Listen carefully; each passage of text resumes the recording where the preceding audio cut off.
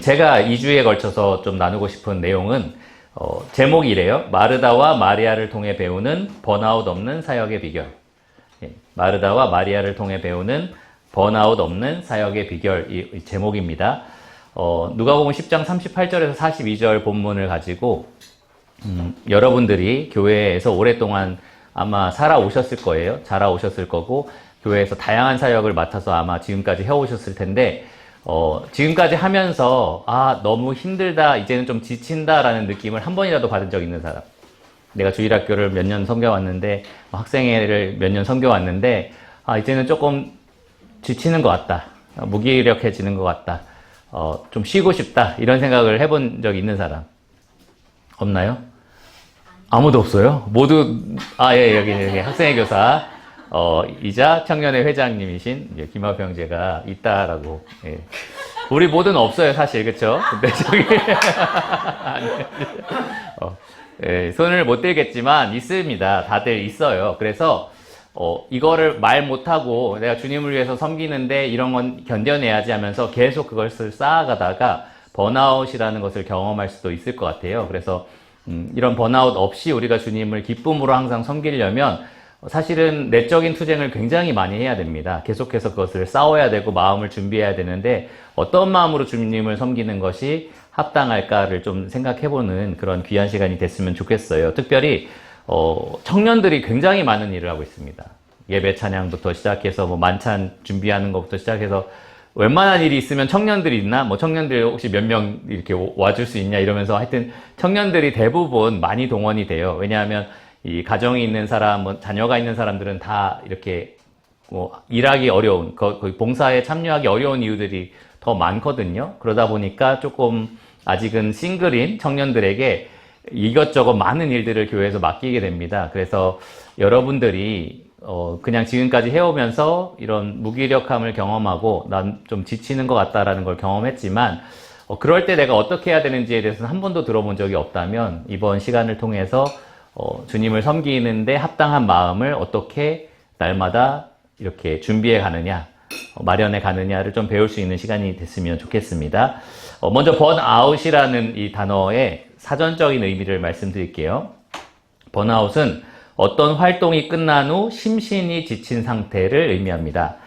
예를 들어서 여러분들이 MT를 갔는데 다 마치고 집에 가면 이제 아무것도 못하겠다라고 하면서 굉장히 지쳐있는 상태가 돼요. 육신적으로도 지치지만 정신적으로 지쳐서 정말 아무것도 안 하고 싶다라는 그런 마음이 들 수가 있어요. 우리 곧 위드 바이블 캠프를 할 건데 캠프 마치고 집에 가면 많이 그런 생각 들 겁니다. 이제 진짜 아무것도 못하겠다, 이런 생각이 들 거예요. 그래서 어떠한 활동이 끝난 후에 심신이 지쳐있는 상태를 그냥 번아웃이라고 합니다. 그런데 보통 우리가 나 번아웃이 온 것 같아 라는 이야기들을 할 때는 단지 지쳤다라는 의미를 넘어서는 것 같아요. 그냥 나 너무 지쳤어, 너무 힘들어 라는 것을 넘어서는 것 같습니다. 그냥 지쳤다라는 의미는 여러분 매주 주일 마치면 지쳤다는 의미가 되잖아요. 그쵸? 왜 힘들다, 너무 지친다라는 그런 마음이 들 거예요. 그런데 우리가 이 번아웃을 우리나라 말로는 소진 혹은 탈진이라고 말할 수도 있는데 평소에 우리가 번아웃이라고 말할 때는 의학적인 용어로서 번아웃 증후군을 말하는 경우가 많습니다. 의학적인 용어로 이 번아웃 증후군은 무엇을 의미하느냐? 잘 들어보세요. 일에 몰두하던 사람이 극도의 스트레스로 인하여 정신적, 육체적으로 기력이 소진되어 무기력증, 우울증 따위에 빠지는 현상. 이게 이제 번아웃 증후군이라고 합니다. 그러니까 단지 조금 지쳤다, 힘들다라는 것을 훨씬 넘어서는 거죠. 극도의 스트레스를 받은 거예요. 그리고 그 전에 어떤 일을 굉장히 열심히 해왔는데 이제는 그 일 하느라고 받은 과중한 스트레스 때문에 더 이상은 못하겠다라고 이제 선언을 하는 겁니다. 무기력증, 아무것도 손에 잡히지 않고 하고 싶지 않은 그러한 기분에 빠지게 되고요. 또 우울증 같은 것도 이제 경험하게 됩니다. 이러한 조금 의학적인 소견이 보이는 그런 번아웃 현상들을 정말로 안타깝게도 우리는 교회 안에서도 많이 발견할 수 있어요. 누구에게서 발견할 수 있느냐? 사역을 많이 감당하고 있는 사람들에게서 발견할 수 있습니다.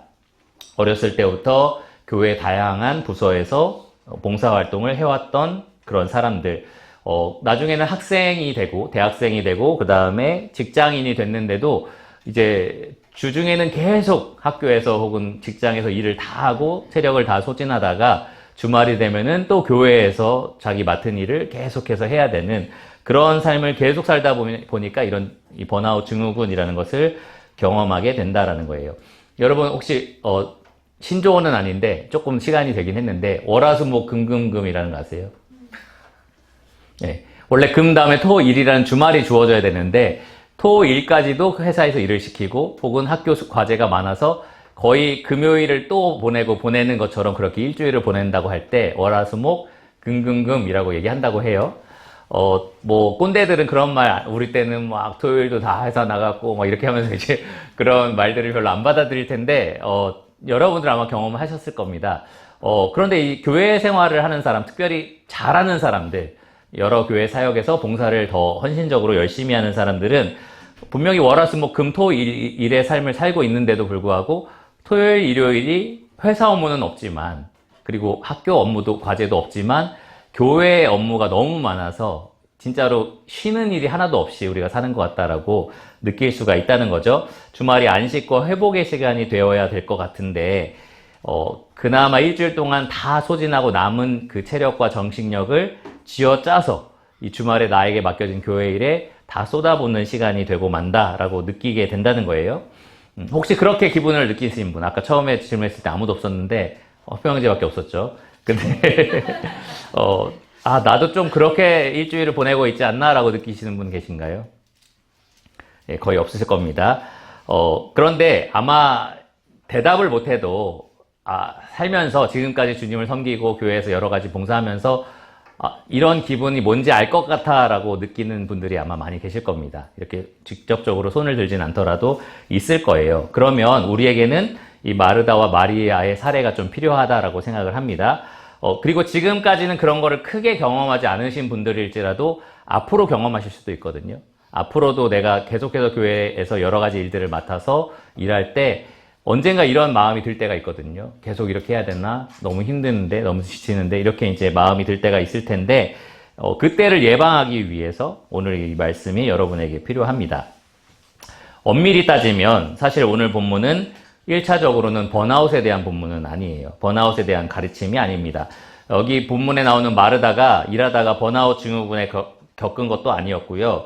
예수님이 이 두 여자들에게 어떻게 하면 번아웃 없이 사역할 수 있는지 내가 알려줄게 라고 하면서 가르쳐 주신 것도 아니었습니다.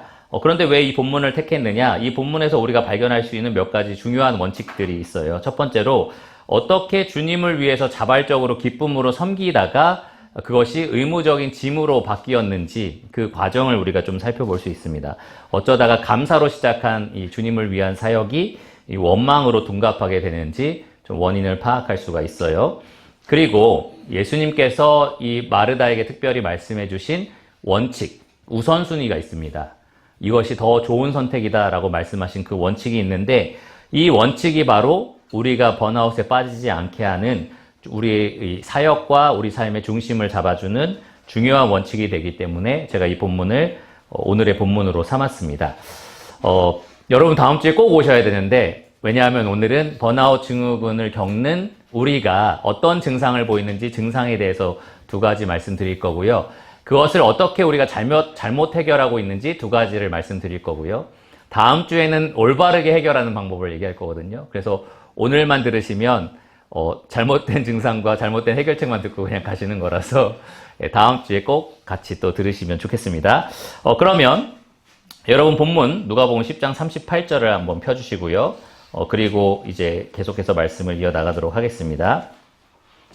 누가복음 10장 38절에 보면 예수님을 이 마르다가 자기 집으로 초대하는 장면이 나와요. 38절에 제가 본문을 읽어드리면 다음과 같습니다. 그들이 길을 갈 때에 예수께서 한 마을에 들어가심에 마르다라 이름하는 한 여자가 자기 집으로 영접하더라. 마르다가 지금 보시면 예수님이 나 좀 초대해다오 혹은 나와 일행이 너희 집에서 먹을 수 있겠느냐 이렇게 요청하신 게 아니었어요. 마르다가 자발적으로 예수님을 자기 집으로 초대한 거였습니다. 누가 시켜서 한 것이 아니라 자신이 원해서 이 일을 했다라는 거예요. 그리고 가만히 보시면 38절에 예수님 한 분을 초대한 게 아니었습니다. 여기 38절에 뭐라고 시작이 되죠? 그들이라고 되어 있습니다. 그러니까 예수님 한 분이 아니라 예수님과 동행했던 일행들이 있었다라는 것을 알 수 있어요. 한 사람을 집에 초대할 때와 청년의 전체를, 여기 남영재님처럼 청년의 전체를 집에 초대하는 것은 굉장히 다릅니다. 그렇죠? 준비하는 것부터 다르고 뭐 계획하는 것도 다르고 이런 이 준비하는 데 필요한 비용이나 자원도 아예 달라집니다. 그런데 이 마르다는 그것을 각오하고 예수님과 그 일행 모두를 다 자기 집으로 기쁨으로 초대를 했다는 거예요. 그만큼의 많은 섬김과 봉사를 각오했다라는 거죠. 그런데 그거를 누가 시켜서 한 게 아니라 자기가 기쁨으로 결단을 했던 겁니다. 그래서 여기서 우리가 좀 생각해 볼 수 있는 것은 우리가 교회의 사역을 어떻게 시작하게 됐느냐라는 거예요. 여러분이 주일학교 교사를 하든지 학생회 교사를 하든지 뭐 청년의 회장을 했든지 여러 가지 여기저기에서 여러분들이 봉사하고 계시는데 어떻게 그 일을 시작하게 됐냐 한번 생각해 보시라는 거죠. 여러분들도 이 마르다처럼 자발적으로 그 일을 시작했을 거예요. 물론 이거 해보지 않을래? 라는 누군가의 권유가 있을 수도 있었고요. 아니면 여러분이 나 저런 거 해보고 싶다 라고 하면서 먼저 이렇게 자원하는 경우도 있었을 겁니다. 회장님은 어떻게 시작을 하셨나요? 일을? 청년회장? 자원인가요? 둘 다. 둘 다. 네. 그러다 어쨌든 내가 너무너무 하기 힘들었고 부담스럽다면 안 한다고 했겠죠? 네. 그래서 자이든 타이든 다른 사람의 권유가 있었든 아니면 내가 스스로 하고 싶다라고 했든지 간에 교회의 일은 사실 자발적인 동기로 시작이 되었다라는 겁니다. 첫째로는 교회를 사랑하기 때문에 우리가 그렇게 하게 됐다는 거예요. 그리고 더 깊이 들어가시면 그 교회의 머리이신 예수님을 내가 사랑하기 때문에 이 일을 하기 시작했다는 겁니다. 그냥 나에게 그 일을 하라고 권한 사람의 뭐 압박에 이끌려서 어쩔 수 없이 이걸 한 게 아니고 또 나 아니면 이걸 누가 하겠어라고 하면서 의무감에 한 게 아니라 정말 예수님의 교회를 위해서 그리고 예수님을 위해서 우리가 이 일을 마르다처럼 사랑하는 마음으로 예수님을 섬기는 것이 기뻐서 이 일을 시작하게 됐다라는 거예요. 교회 사역은 강제 노역이 아닙니다. 억지로 시킬 수 있는 일이 아니에요. 그리고 절대로 억지로 시켜서도 안 돼요. 예, 교회는 그렇게 억지로 이 성도들에게 일을 하도록 강요할 수가 없습니다. 그렇게 해서는 안 됩니다. 이것은 자발적인 섬김입니다. 그런데도 내가 자발적으로 주님을 위해서, 교회를 위해서, 주님을 사랑해서 이 일을 시작했지만 오래 그 일을 하다 보면 이 마르다처럼 두 가지 이러한 번아웃 증후군 현상을 보일 수가 있어요. 두 가지 마르다의 마음의 변화가 생겼는데 첫 번째로는 번잡이라고 제가 표현했습니다. 번잡, 마음이 복잡해진 것이라고 말할 수 있을 거예요.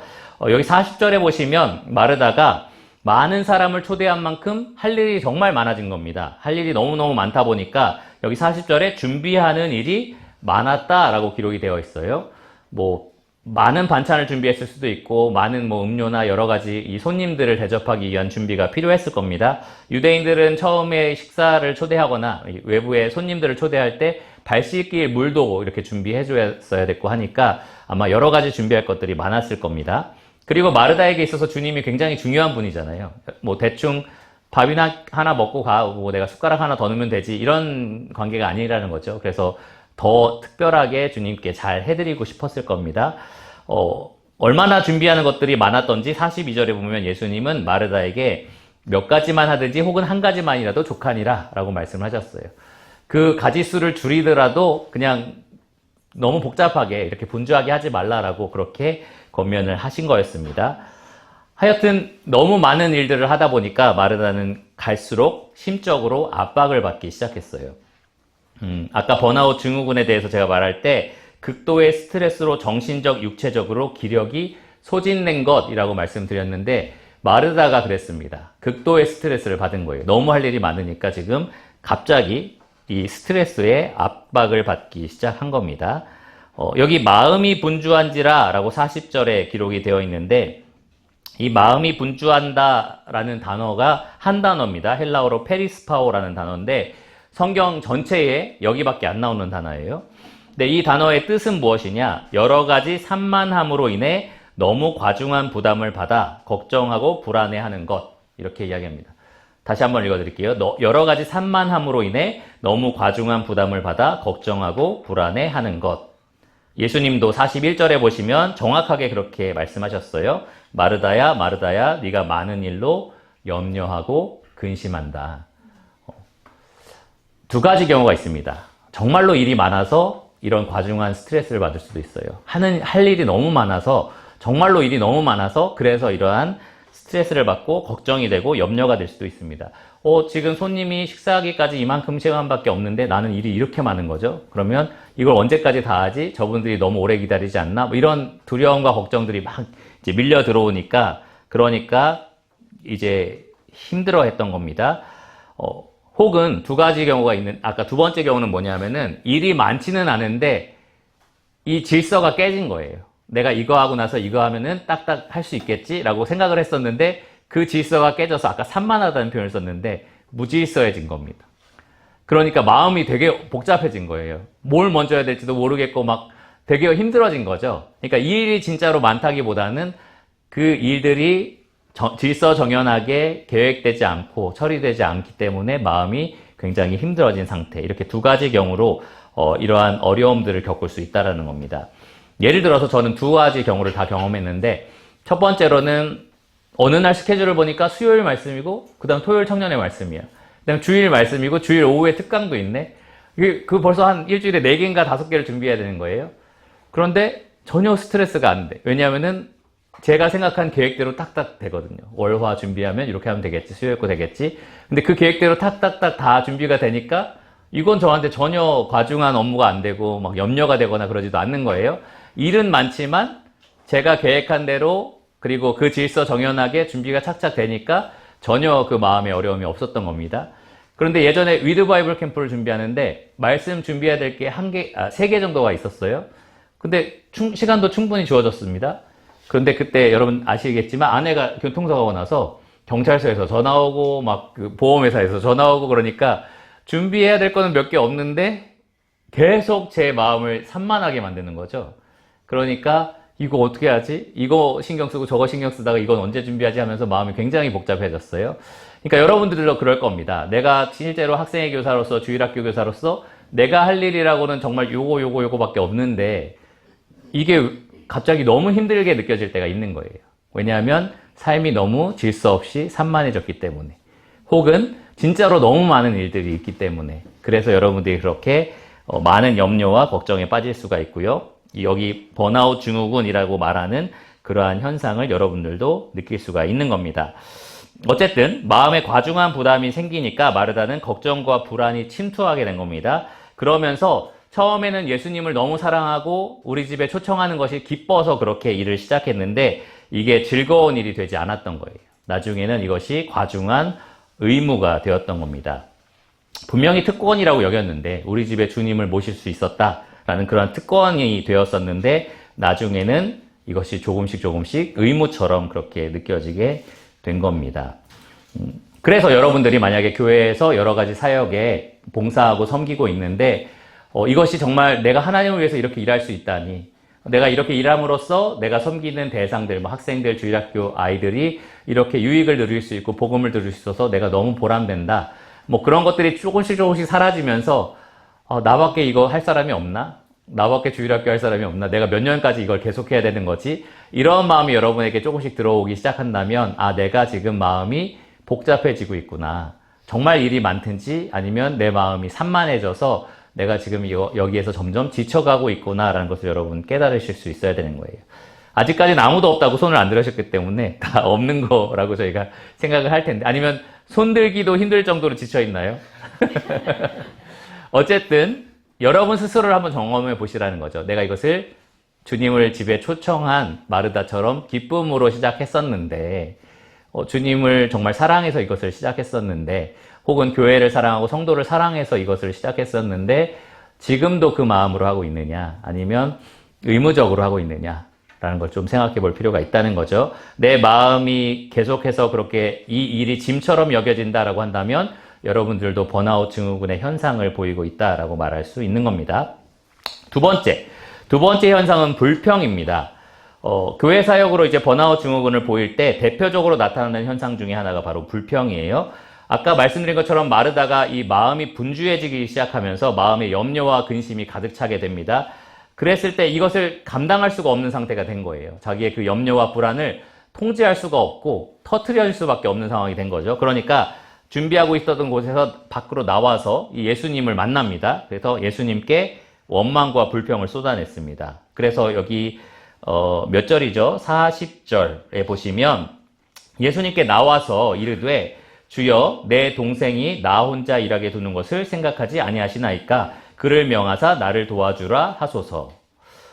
굉장히 짧은 마르다의 한마디가 여기 딱 기록이 되어 있는데 여기서 우리가 많은 걸 발견할 수 있습니다. 만약에 진짜 일손이 필요하고 여전히 마르다가 이 예수님을 기쁘시게 하기 위해서 정말 마음의 그런 무력함이라든지 지친 마음 없이 기쁨으로 그 일을 하고 있었다면 어떻게 할 수 있었느냐? 마르다가 잠깐 나와서 마리아 이렇게 동생을 부르는 거죠. 나 잠깐 도와줄 수 있어? 그럼 마리아가 어떻게 하겠어요? 아니, 난 말씀 듣고 싶어. 그러면 어떻게 해야죠, 마르다가? 끝나고 남아. 약간 이렇게. 그렇게 하지 않겠죠. 어쨌든 제가 말하고자 하는 포인트는 그렇게 충분히 할 수 있었다는 거죠. 나 좀 도와줄 수 있어? 라고 하면 마리아가 그래.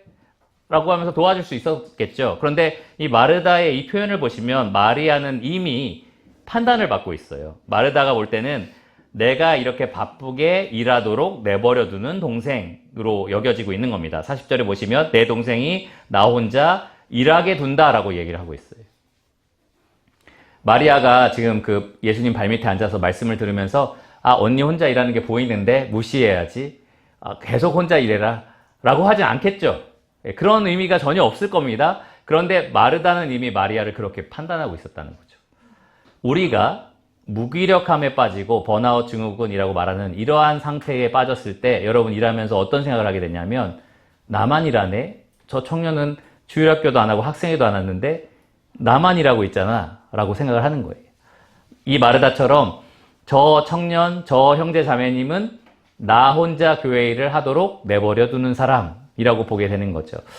종종 우리가 컨테이너 박스 구제부에서 시운작을 했을 때 막 사람들 자원봉사로 돌보게 하고 설거지도 당번이 있지만 어떨 때는 이제 자발적으로 우리가 설거지 하자 그래서 와서 막 설거지도 하게 되는데 그럴 때 꼭 나오는 불평 중에 하나가 이겁니다. 꼭 오는 사람만 오더라. 저 사람은 꼭 설거지는 안 하더라. 이런 식으로 이제 불평이 나오는 거예요. 근데 그것이 항상 그 원인은 아니겠지만 저는 이것과도 연관이 있다라고 생각을 합니다. 우리가 정말로 기쁨으로 주님을 섬기는 데서는 조금씩 멀어지고 있다라는 거죠. 그래서 지치고 무기력함에 빠지고 그러면서 결국에는 그 불평이 다른 사람에게 쏟아져 나오는 겁니다. 극도의 스트레스를 받으면 우리가 나타나는 현상이에요. 다른 성도를 판단하고 정죄하는 겁니다. 나만 봉사하고 저 친구는 아무것도 안 해. 너무 이기적이고 불성실하다 이런 식으로 얘기를 하는 거죠. 예전에 한번 어떤 분이 이런 식으로 불평한 적이 있어서 제가 그런 말씀을 드린 적이 있어요. 어떤 청년들은 그런 거 안 한다 이런 얘기를 하셔가지고 근데 생각해 보시면 저 청년들은 매주 나와서 다른 성도들보다 훨씬 더 일찍 나와서 주일학교 봉사하고 있는데 그건 왜 생각 못 하시나요? 제가 이렇게 얘기한 적도 있었거든요. 근데 단지 지금 보이는 이 봉사를 하지 않는다는 걸로 그냥 판단을 해버리는 거예요.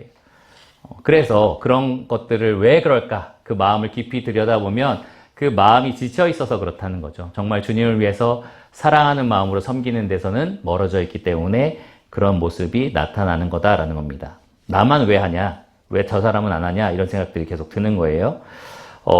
그리고 흥미롭게도 이 마르다의 불평은 이 동생인 마리아에게만 향한 게 아니었어요. 사실은 예수님에게까지 나갑니다.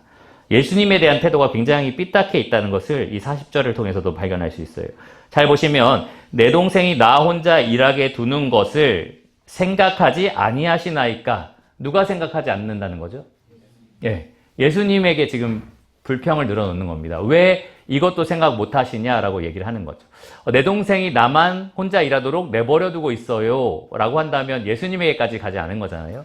근데 그걸 왜 그냥 내버려두고 있느냐라고 하면서 예수님에게까지도 불평을 늘어놓는 겁니다.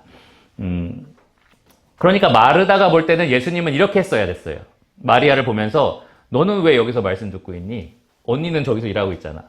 너도 들어가서 도와줘 라고 했어야 된다는 거죠. 그런데 그렇게 하지 않으셨다라고 하면서 그게 잘못됐다라고 마르다가 지금 평가를 내리는 겁니다. 그러면서 정말 흥미로운 장면인데 마르다가 예수님에게 명령을 내려요. 그를 명하사 나를 도와주라 하소서. 사실 마르다는 예수님을 자기 집으로 초청하는 이 제자의 자세를 가지고 기쁨으로 예수님을 대했었습니다. 예수님 발 아래에서 예수님의 말씀을 듣는 사람으로서, 제자로서 예수님께 사랑으로 봉사해야겠다라는 마음을 가졌었던 거예요. 그런데 어느새 지금 이 예수님 발 아래에 있지 않고 머리 위에서 예수님께 명령하는 그 위치에 서 있다라는 거죠. 주객이 전도되어 있는 겁니다. 예수님은 내 말을 듣고 이렇게 하셔야만 하는 분이라고 이제 생각을 했던 거예요. 번아웃이 끼치는 가장 끔찍한 피해라고 저는 생각을 하는데, 주님이 우리 예배와 섬김의 대상에서 멀어져 있다라는 겁니다. 나는 분명히 주일학교 학생회로 섬기고는 있는데 내 섬김의 대상이 더 이상 주님이 아니시게 된다라는 거예요. 난 도대체 무엇을 위해서, 누구를 위해서 섬기고 있느냐라는 생각이 들겠죠. 과거 이스라엘 백성들이 하나님께 예물을 바칠 때에 병든 것, 저는 것들을 갖다가 바쳤었습니다. 그랬을 때 하나님께서 성문을 차라리 닫고 아무 예배도 드리지 마라라고 하셨어요. 나는 이런 병든 것들을 받지 않겠다라고 하셨거든요. 내 마음이 다른 이웃에 대해서 판단하고 정죄하는 마음으로 섬기고 있고, 그리고 예수님에 대해서 이렇게 대항하는 자리에 서서 섬기고 있다면 사실은 그러한 섬김을 하나님이 기뻐 받으시지 않는다는 겁니다. 그래서 번아웃 증후군은 그냥 우리가 지치고 힘들었다라는 것을 의미하는 것이 아니라 사실은 우리가 올바른 예배와 섬김을 하고 있지 않다라는 것을 의미해요. 하나님이 받지 않으시는 그러한 예배를 우리의 섬김으로써 드리고 있는 거다라는 겁니다. 이 두 가지 현상을 여러분 발견하셔야 돼요. 내 마음이 번잡한가, 혹은 내가 누군가를 비판하고 있지는 않은가, 불평하고 있지는 않은가. 이따가 분반 시간에 여러분 스스로 좀 나눠보시겠지만 지금 교회에서 하고 있는 섬김이 뭔지 한번 서로 나눠보시고, 이러한 마음이 들어본 적이 있는지, 여기서 물어보면 아마 아무도 없다고 할 텐데 화평형제만 이제 담대하게 이따가 화평형제반에서는 형제한테 많이 물어보세요. 왜 그런지, 왜 자꾸 불평이 나는지 한번 물어봐 주시는 거 아니에요. 어쨌든 그래서 그렇게 이런 현상들이 여러분에게서도 발견됐는지를 여러분이 이제 생각해 보시고 진단해 보시기를 바랍니다. 자, 그러면 이런 일이 있을 때에 우리가 주로 선택하는 두 가지 잘못된 점들을 좀 찾아보려고 해요. 교회 사역에 오래 몸담은 사람 중에서 무기력함을 느끼거나 크고 작은 스트레스를 받지 않은 사람은 거의 찾아보기 힘듭니다. 모든 일이 사실은 그래요. 여러분 직장에서도 스트레스를 받고 가정에서도 스트레스를 받을 겁니다. 무슨 일을 한다라는 것은 어느 정도의 노력과 수고를 요구하고요. 희생을 요구하기 때문에 그거를 내가 꾸준히 오랫동안 계속해 온다라고 한다면 그만큼 내가 나를 절제해야 되고요.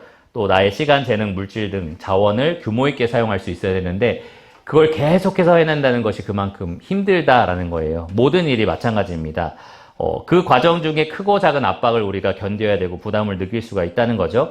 그런데 그러한 부담감을 느낄 때마다 그것을 우리가 어떻게 해소하는지가 굉장히 중요한데 두 가지 잘못된 해결책이 있다는 겁니다. 여러분이 교회 사역에서 번아웃 증후군을 겪을 때에 이 두 가지 잘못된 해결책을 선택할 수 있다는 거예요. 첫 번째로는 자책입니다. 자책. 이 번아웃에 빠진 성도들은 이 맡겨진 일을 제대로 수행하지 못하고 있는 자신을 보면서 자책을 합니다. 죄책감을 갖기가 쉽다는 거예요. 애초에 나 같은 사람이 이 일을 하는 게 아니지, 이런 생각을 하는 거죠. 나처럼 연약하고 부족한 사람이 주님을 위해서 이런 일을 맡은 것이 아니었어 라는 생각을 하는 겁니다. 내가 괜히 주일학교 학생회 선생님 해서 내 아이들 너무 불쌍하다 이런 생각들을 하게 되는 거죠. 내가 아니었다면 훨씬 더 그들은 유익했을 텐데 나 같은 사람이 해서 괜히 이런 식으로 하면서 그렇게 자책을 하게 되는 겁니다. 괜히 피해만 끼쳤다라는 생각이 드는 거예요. 여기 본문의 마르다는 그런 반응을 보이지는 않았었습니다. 그러나 이 분주한 마음으로 마음에 많은 압박감을 느끼고 있는 마르다가 자책을 만약에 했다면 이렇게 생각할 수 있는 거죠. 내가 괜히 예수님과 많은 일행들을 같이 초대해가지고 괜히 이렇게 그 시간 안에 이 많은 것들을 해내지도 못하고 괜히 했다. 그래서 피해만 끼쳤구나. 다음엔 절대로 초대하지 말아야지. 이런 식으로 이제 생각을 하는 겁니다. 마르다 말고 실제로 성경에서 이런 식으로 이 번아웃 증후군을 보였던 사람이 있어요. 선지자 엘리야입니다. 자기가 굉장히 큰 사역을 해냈는데도 아무런 결과물이 없으니까 엘리야가 무기력과 우울증에 빠졌어요. 그러면서 이 열왕기상 19장 4절에 보면 하나님께 이렇게 말했습니다. 여호와여 넉넉하오니 지금 내 생명을 거두시옵소서. 나는 내 조상들보다 낫지 못하니이다. 그러니까 그냥 여기서 나를 데려가 달라고 한 거예요. 더 이상 주님을 섬길 이유도 없고, 싫어서가 아니라 화가 나서가 아니라 그만큼 자기에게 실망한 겁니다. 나는 별 볼 일 없는 사람이었구나 라는 생각에 더 이상 주님을 섬겨도 별로 유익이 되지 않아 라고 스스로 자책을 했던 겁니다. 그런데 여러분, 이것이 건강한 자기평가는 아니에요. 여러분이 교회에서 여러 사역으로 섬길 때에 건강하게 나 스스로를 평가할 수 있거든요. 아무래도 나는 여기에 은사가 맞지 않는 것 같다라고 생각할 수도 있고요. 내가 받은 은사의 분량보다는 훨씬 더 많은 것을 과중하게 맡은 것이 아닐까라고 정직하게 여러분을 평가해 볼 수 있습니다. 그래서 그리스도와 교회를 더 잘 섬기려면 나는 이런 일로 섬기는 게 맞겠다. 혹은 지금 하고 있는 일을 좀 줄여서 이만큼만 하는 게 맞겠다라고 충분히 생각할 수 있다는 거죠. 그런데 지금 말하는 이 죄책감에 따른 선택은 그런 건강한 선택이 아니라는 거죠. 이렇게 할 거면 차라리 안 해. 이런 식으로 이제 생각을 하는 겁니다. 왜 이것이 잘못된 생각이고 잘못된 판단이냐? 하나님은 우리 각 사람에게 성령의 은사를 분명히 주셨기 때문이고요. 그 사실은 우리가 이 교회에서 맡은 역할이 있다는 것을 의미하기 때문에 그렇습니다. 충분히 우리는 교회를 섬기고 세울 수 있는 영적인 재능을 받았고요. 우리 한 사람 한 사람이 교회에 불필요한 사람이 없다는 거예요. 꼭 필요한 사람들입니다. 꼭 필요한 사람들. 제가 예전에 이 프라모델 맞히는 걸 좋아했는데, 어렸을 때, 초등학교 때, 그래서 뭐 학교 앞에 프라모델 같은 거, 혹시 프라모델 모르시는 분? 선규, 건담 이런 거 같은 거예요. 그래가지고, 이제 아시겠죠? 네.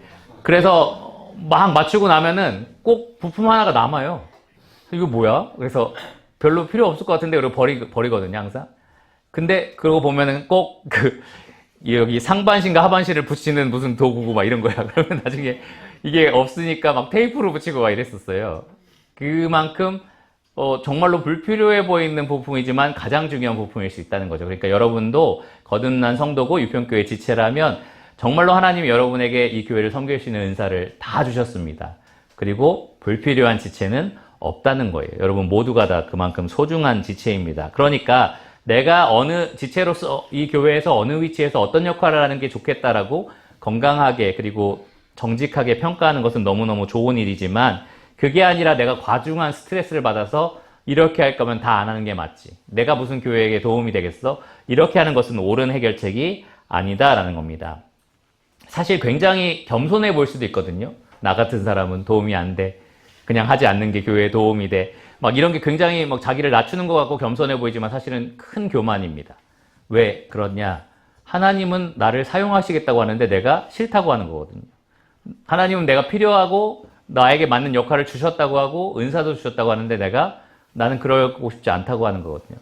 나는 그런 능력이 없다라고 말하는 거라서 사실은 한 달란트를 받아서 땅에 묻은 사람처럼 그렇게 불성실하게 주님을 섬기는 거기 때문에 교만이고 직무유기다라는 것을 우리가 기억해야 돼요. 물론 지쳤을 때 쉼도 필요하고요. 내가 섬기는 사역지를 바꿀 수도 있고요. 내가 섬기는 그 은사의 분량을 조절할 필요도 있습니다. 그런데 여러분이 쉬든지 다른 일을 하든지 일을 줄이든지 그 모든 것의 목적은 더 주님을 잘 섬기기 위해서, 더 성도들을 사랑하기 위해서인 거지 그냥 이 모든 것에서 손을 놓고 도망가기 위해서는 아니다라는 겁니다. 엘리야처럼 그냥 나를 지금 데려가 주십시오. 난 이제 더 이상 아무것도 안 하는 게 좋겠습니다. 이렇게 하는 게 절대로 아니다라는 거예요. 예수님은 41절에 마르다에게 네가 몇 가지만 하든지 혹은 한 가지만이라도 족하니라 라고 말씀하셨는데, 이 말을 잘 생각해 보세요. 하라는 얘기잖아요. 그렇죠? 준비하라는 겁니다. 예수님이 너 그럴 거면 그만둬 라고 하지 않으셨죠. 예. 너 그런 마음 갖고 할 거면은 당장 나와 그만둬 뭐 이렇게 하지 않으셨죠. 예. 몇 가지를 줄여서라도 기쁨으로 해라 라고 지금 말씀을 하신 겁니다. 그러니까 우리가 이 번아웃을 해결하려고 할 때 하나님을 섬기는 일 자체에서 쉬려고 하면 안 된다는 거예요. 엘리야처럼 그냥 모든 것을 끝내고 싶은 마음으로 그렇게 해서는 안 된다는 겁니다. 그것은 자책에 따른 해결책이고요. 하나님은 여전히 하나님의 영광을 위해서 계속해서 여러분을 교회 안에서 사용하기를 기뻐하시기 때문에 여러분은 그 하나님의 기뻐하시는 뜻에 따라서 섬기시기를 바랍니다. 두 번째로 우리가 이제 잘못 선택하는 해결책이 있어요. 이것은 분리라고 제가 이름을 붙였는데 굉장히 교묘한 오류를 담고 있는 내용입니다. 바로 주님과 교회를 분리하는 거예요. 주님과 교회를 분리하는 것. 그러니까 나는 주님을 섬기고 싶은데 교회 때문에 주님을 섬길 수가 없어라고 생각하는 거예요. 나는 교회가 나에게 요구하는 것들을 계속해서 하느라고 정작 주님을 섬길 수가 없네라고 이제 생각을 하는 겁니다. 그러니까 주님과 교회가 분리되어 있는 것으로 그렇게 오해를 하는 경우가 그렇습니다. 이러한 분리하는 마음을 누구에게서 발견할 수 있느냐? 주로 여러분 들어봤을지 모르겠어요. 가나안 성도라고 예전에 교회에서 어떤 상처를 받거나 실족한 일 때문에 더 이상 교회에 나가지 않는 가나안, 거꾸로 하면 안 나가잖아요. 그래서 가나안 성도에게서 이러한 오류를 많이 발견할 수 있어요. 나는 주님을 선택하기 위해서 교회를 떠났다라는 식으로 이제 이야기를 하는 겁니다.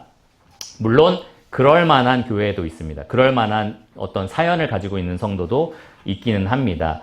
저도 예전에 어떤 성도님들과 교제하면서 그분이 겪었던, 그 전에 있었던 교회에서 겪었던 일들을 들은 적이 있었는데 교회 리더십이 굉장히 강압적인 거예요. 그리고 교회 문화가 그렇답니다. 리더십만 그런 게 아니라 성도들도 서로서로에게 그렇게 강압적인 문화를 가지고 있어서 섬김과 봉사가 있을 때 막 빼는 성도가 있어요. 만약에 안 하려고 하는 성도가 있으면 신실하지 않은 사람, 저 사람은 그리스도인인데 뭐 게으른 사람, 이런 식으로 이제 낙인이 찍힌다는 거죠. 그리고 심지어 더 나아가서는 구원받지 않았을지도 모르겠다라는 식으로 이제 서로 그렇게 지적하고 정죄하는 그러한 문화 속에서 자란 성도들도 있다는 겁니다. 그런 사람들은 내가 주님을 위해서 뭔가 섬기고는 있는데 너무너무 지치는 거죠.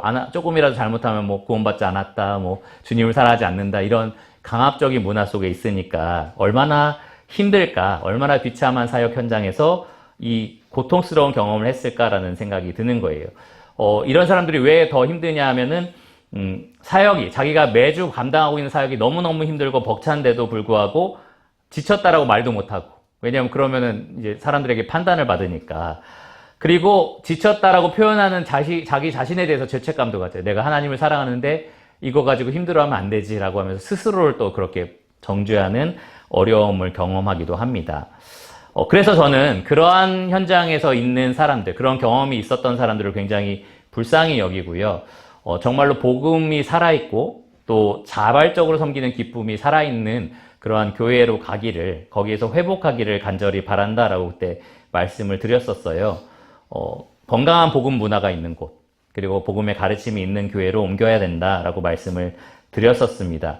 그런데 그런 경험이 있었다라고 하더라도 저는 주님과 교회를 분리하는 것은 오류다라고 생각을 해요. 주님과 교회를 분리하는 것은 치명적인 오류다라고 말씀을 드리기를 원해요. 왜냐하면 주님과 교회는 분리되지가 않기 때문에 그렇습니다. 교회의 머리가 누구세요? 주님이시잖아요. 그래서 나는 주님을 섬기려고 교회를 떠났다라는 것은 말이 안 되는 겁니다. 머리 대신 주님을 섬기려면 나는 몸인, 그 주님의 몸인 교회를 섬길 수밖에 없는 거예요. 아까 말씀드린 그런 강압적인 문화에, 강압적인 리더십에 있는 교회는 사실 머리 대신 주님이 원하시는 대로 성도들에게 봉사를 요구하지 않는 게 문제였지, 이것을 분리시켜서 우리가 그러니까 주님을 위해서 교회를 떠나는 게 맞다라고 말할 수는 없다라는 겁니다. 사실은 이렇게 교회와 주님을 분리하려고 하는 이 그러한 어떤 오류들 속에서 좀 모호함이 좀 발견이 되는데, 그들이 말하는 교회는 무엇일까라는 생각을 해볼 필요가 있어요. 주님을 섬기기 위해서 나는 교회를 떠난다고 했을 때 교회가 가리키는 것은 무엇인가? 이 교회의 리더십을 말하는 건가? 아니면 자기에게 교회 사역을 요구했던 몇몇 사람들을 말하는 것인가? 아니면 내가 섬기고 있었던 어떤 교회 지체들을 말하는 것인가? 굉장히 모호하다는 거죠. 교회라는 굉장히 모호한 대상에 대해서 나에게 이렇게 어렵게 힘들게 일을 맡겨놓고, 그러니까 난 주님을 섬기겠다, 이렇게 이제 만들어 버리는 것은 사실은 정확한 실상을 말하는 건 아닙니다. 제가 볼 때 정확한 실상은 무엇이냐? 나는 주님을 사랑해서 몸된 교회를 주님 주신 은사로 섬기는 것을 기뻐하고 있었는데 어떤 계기로 내가 굉장히 무력감에 빠진 거예요. 내가 너무 힘들어진 겁니다. 극도의 스트레스를 받은 거고요. 무력감과 우울감에 빠진 겁니다. 그럴 때 쉼이 필요하고 그리고 회복이 필요한 게 맞아요. 그런데 그럴 때에 이 원인을 그 모호한 교회에게 두고 교회를 떠나겠다라고 한다면 진정한 해결책이 될 수 없다는 거죠. 진정한 해결책이 될 수는 없습니다. 주님을 제대로 섬기기 위해서 교회 일을 내려놓는 것은 해결책으로서는 올바른 게 아니는 거예요. 올바른 해결책은 그 주님을 제대로 섬기기 위해서 어떻게 내가 어떤 교회가 될 것이냐, 어떻게 주님을 기쁘게 섬길 것이냐라는 것을 좀 생각해 볼 필요가 있다는 거죠. 그게 쉼이 될 수도 있고 잠시 일을 바꾸는 것이 될 수도 있고 하겠지만 어쨌든 나는 주님을 더 잘 섬기기 위해서 그런 결정들을 하게 되는 거다라는 겁니다. 왜냐하면 결국에는 머리 대신 주님께서 여러분에게 여전히 이 몸된 교회를 섬기라고 명령하고 계시기 때문에 그래요. 베드로전서 4장 10절에 보시면 이렇게 말씀하고 있습니다.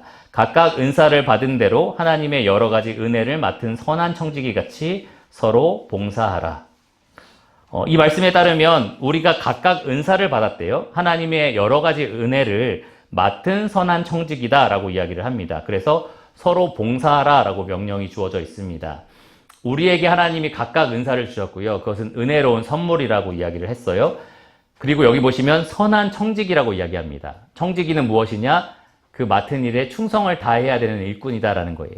하나님 여러분에게 주신 그 은사를 여러분은 충성스럽게 교회를 위해서 사용할 수 있어야 된다는 겁니다. 특별히 이 말씀은 교회에게 주신 말씀이고 서로 교회 안에서 봉사할 것을 명령하신 거니까 우리는 그렇게 서로 봉사하도록 권면할 필요가 있는 겁니다. 그러니까 교회에 있다 보면은 뭐 너 주일학교 선생님 할래? 뭐 학생회 교사 할래? 라고 서로 권하게 되는데 이거 자체를 너무 이상한 걸로 보시면 안 돼요. 여기 말씀에 있는 것처럼 우리가 권하는 겁니다. 그렇게 선행을 하도록 서로 권하는 겁니다. 예전에 읽었던 주일학교 교사 책이 하나 있었는데 제목이 저보고 주일학교 교사 하라고요? 이거였거든요. 대부분이 그렇게 교사를 시작하니까 그런 거예요. 그런데 그렇게 누가 권할 수도 있고 그리고 내가 스스로 그렇게 해야 되나라고 생각할 수도 있고 교회가 이게 필요하다고 계속 얘기하는 것 같은데 자꾸 나의 마음에 부담이 생기기도 하고 하면서 어쨌든 내가 그런 일들을 선택하게 되는 겁니다. 그런데 여러분이 그것을 선택할 때에 자발적으로 선택하시기를 바랍니다. 기쁨으로. 어쩔 수 없이 하지 마시고요. 내가 하나님 영광을 위해서 그리스도의 몸된 교회를 섬기기 위해서 기쁨으로 이것을 선택하겠다라고 선택을 하시기를 바라요. 그냥 어쩔 수 없이 누가 시키니까 아니면 교회가 이게 필요한데 아무도 하려고 하지 않으니까 라는 동기로 시작하지 마시고요. 내가 진짜 하나님 영광을 위해서 교회의 기쁨을 위해서 이것을 하고 싶다라는 그러한 마음으로 이 일을 시작하셔야 한다라는 겁니다. 안 그러면 어느새 이 번아웃 증후군이 여러분에게 찾아오게 될 거고요. 그러면 여러분 마음이 복잡해지고 불평이 생기고 자책감에 빠지고 그리고 교회가 나한테 이런 일을 시켜서 내가 어쩔 수 없이 이걸 하고 있는데 너무 힘드네 라는 생각이 들게 된다라는 거예요. 자꾸 여러분 마음을 바로 잡을 필요가 있습니다. 다음 시간에 그러면 어떻게 우리가 이러한 이 번아웃 증후군에서 좀 바르게 우리 마음을 바로 잡을 수 있을지 생각해 보려고 해요. 결론적으로 말씀을 드리고 싶은 것은 저도 중학교부터 주일학교 선생님을 했고요. 그리고 청년 때부터 학생회 교사와 청년회 회장과 여러 가지 일들을 맡아서 했었습니다. 심지어 예배 찬양 인도도 제가 했었고요. 지금 협병제하고 있는 것들 악기 다룰 수 있는 게 아무것도 없는데 제가 했었고 어쨌든 이것저것 다 맡아서 했었는데 그래서 이 번아웃 증후군이 뭔지 준비하면서 저도 느낄 수 있었어요. 그렇지 나도 되게 힘들었었지. 나도 다 놓고 싶었지. 왜 나만 하고 있지? 라는 생각을 한 적이 있었지. 라는 생각이 들었어요. 여러분들도 아마 그런 생각들이 드실 겁니다. 앞으로도 계속해서 여러분들이 많은 일들을 맡을수록 또 아이러니하게도 여러분이 신실한 형제 자매가 되려고 노력할수록 더 이런 유혹들이 있을 수 있다는 겁니다. 한 가지만 꼭 기억해 주세요. 다음 시간에 더 이어서 말씀드리겠지만 교회 사역은 이 일 자체의 목적이 있는 게 아니라 그 일로 성도를 온전하게 하는 것이 목적이다라는 겁니다. 애찬 없어도 돼요. 주차 봉사 없어도 됩니다. 설거지 교회의 필수적인 일이 아니잖아요. 없어도 됩니다. 중요한 거는 교회예요. 중요한 건 여러분입니다. 여러분이 주님을 더 닮아가느냐, 여러분이 주님을 더 사랑하게 되느냐, 그 일을 위해서 사역이라는 게 존재하는 거지 사역을 위해서 여러분들이 이용되는 게 아니다라는 겁니다. 그러니까 항상 일이 아니라 사람, 그리고 교회 사역이 아니라 여러분들의 거룩하게 되는 것, 그것이 더 중요하다는 것을 기억하시고요. 오늘 들은 말씀을 잘 생각해 보시면서 나는 이 교회에서 맡은 여러 가지 일들을 어떤 마음으로 하고 있는지를 좀 돌아보시면 좋을 것 같고요. 아무도 번아웃 없는 기쁨으로 주님을 섬기는 그러한 신앙생활 하시기를 간절히 기도합니다. 기도하고 말씀을 마치겠습니다. 하나님 감사합니다. 오늘 주신 말씀을 통하여 여기 교회에서 여기저기 봉사하고 있는 주님의 귀하고 충성된 그러한 청년들에게 주님께서 주신 말씀을 또 나누게 하여 주시면 감사드립니다. 하나님, 여기 있는 청년들이 주님을 사랑합니다. 주님을 너무너무 사랑하고 또 교회를 사랑하기 때문에 여기저기에서 많은 일들을 맡아서 하고 있습니다. 하나님, 그 마음이 마르다처럼 변하지 않을 수 있도록 분주하지 않을 수 있도록 지켜주시기를 원합니다. 주를 향한 기쁨으로 계속해서 채워질 수 있도록 하여 주시기를 원합니다. 다른 사람을 향한 불평이나 자신을 향한 죄책감에 사로잡히지 않을 수 있도록 도와주시기를 원합니다. 혹은 교회와 주님을 분리시키면서 주님을 섬긴다라는 말로 또 교회를 떠나지 않을 수 있도록 주님 붙들어 주시기를 원합니다. 정말 올바른 마음으로 주님을 섬기고 또 일보다는 정말 나 자신이 주님과 가까이 가는 것을 우선순위로 삼아서 맡겨진 모든 일들을 기쁨으로 잘 감당할 수 있도록 주님, 여기 있는 청년들과 함께 하시면서 모든 은사와 또 능력을 부어주시기를 원합니다. 모든 것을 예수님 이름으로 감사하며 기도드렸습니다. 아멘.